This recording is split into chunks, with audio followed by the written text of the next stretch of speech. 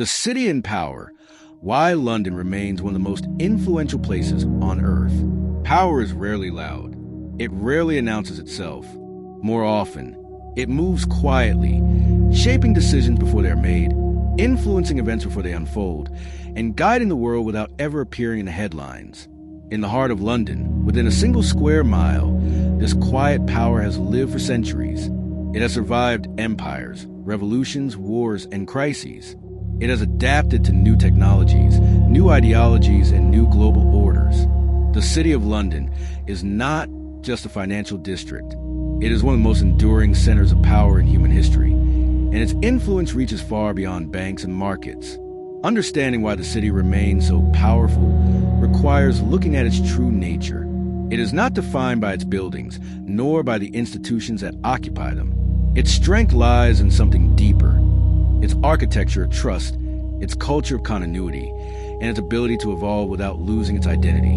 Many global capitals rise through political dominance or military force. London rose through something far more subtle, its capacity to become indispensable. The city's power starts with its legal foundations. For centuries, London has been one of the safest places in the world to store wealth, negotiate disputes, and settle contracts. Its legal system is respected globally, not because it favors the powerful, but because it is predictable, consistent, and built on centuries of accumulated wisdom. In a world full of uncertainty, predictability becomes a currency of its own. Nations trust London's courts. Corporations rely on London's arbitration. Investors depend on London's reliability.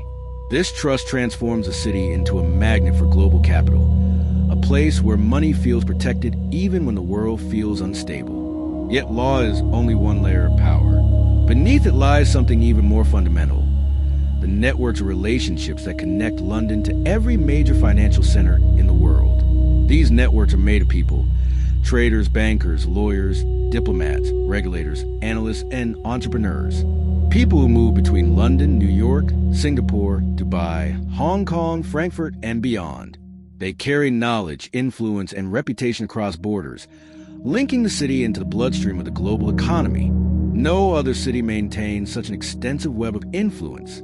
Even when political tensions rise or alliances shift, these networks remain intact, quietly sustaining London's reach. The city's institutions reinforce this power. Its banks, exchanges, and investment houses are global in scale, operating across continents when ease few places can match. Its clearing houses settle vast portions of the world's derivatives and foreign exchange trades. Its asset managers control trillions. Its insurance markets protect ships, aircraft, infrastructure, and businesses worldwide. These institutions form the backbone of global commerce.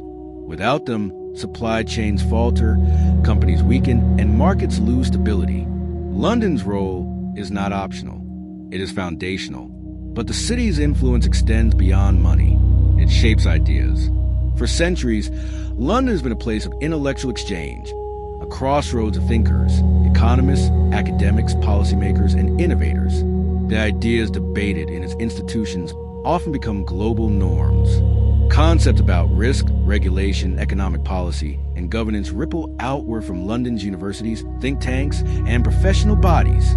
The city shapes not only how the world manages wealth, but how it thinks about wealth itself. Another source of influence lies in London's neutrality. Unlike many global powers, London has mastered the ability to serve as a bridge between nations, cultures, and systems. It speaks the language of American capital, European regulation, Asian expansion, Middle Eastern investment, and African growth. It can host negotiations between rivals, facilitate deals between competitors, and mediate in disputes where trust is fragile. This neutrality gives London a role few cities can claim. It becomes a place where the world meets. Power also resides in London's history of reinvention. Time and again, the city has faced existential threats and emerged stronger. When global trade shifted, London adapted. When the gold standard collapsed, London recalibrated. When the world moved to electronic trading, London transformed.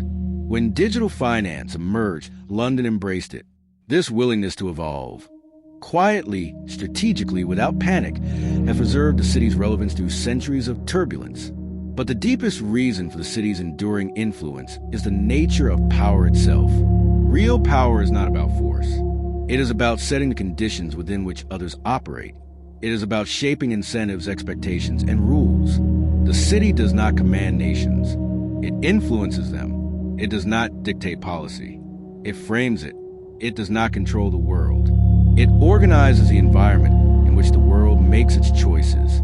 This form of power is subtle, but its effects are profound. When London shifts interest rate expectations, markets follow. When London adopts new regulatory standards, other nations adjust. When London opens its financial system to new technologies or new forms of investment, global capital responds. The city is not merely one financial center among many. It is a gravitational force, an anchor point that stabilizes the world economy. Yet this power comes with vulnerability. The city depends on global connectivity. It requires trust, openness, and access to international markets. It thrives on stability, neutrality, and confidence. When those conditions weaken, through geopolitical conflict, technological disruption, or political uncertainty, the city feels the pressure first. But its history shows that pressure does not break London. It sharpens it. The future will test the city in ways that are difficult to predict. Artificial intelligence will transform markets. Digital currencies will challenge traditional systems. Power will shift among nations. Climate change will reshape economies. Crises will emerge unexpectedly. But the city's strength lies not in its certainty, but in its resilience. It does not need to control the future.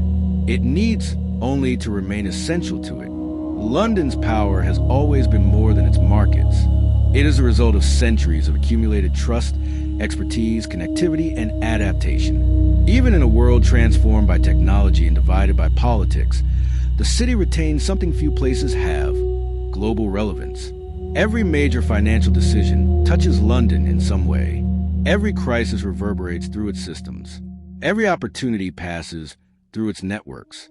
The story of the city is ultimately the story of influence itself, how it is built, how it is maintained, and why it endures.